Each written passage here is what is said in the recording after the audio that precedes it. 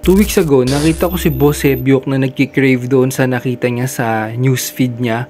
Kaya naman, umorder ako nitong J. Fred's Smokehouse, smoked pork belly at smoked chicken. Sinamahan ko na din ng barbecue sauce nila. Bali, frozen siyang i-deliver sa inyo. Kailangan mong pakuluan ng 5 to 10 minutes. Pwede ring i-microwave. Bali, luto na siya talaga. Nakalagay sa sealed plastic para ma-preserve yung freshness. Kitang-kita sa mga ngiti niya na dahan-dahan na na-surprise siya sa ulam namin ngayong lunch. Saktong-sakto kasi Sunday is family day.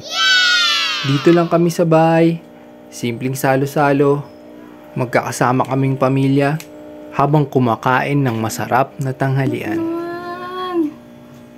Ribs. Ribs.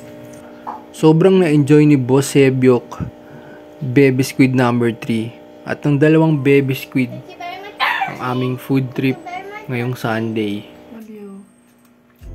Maraming salamat po sa panonood nyo sa Lihi Serye Episode 2.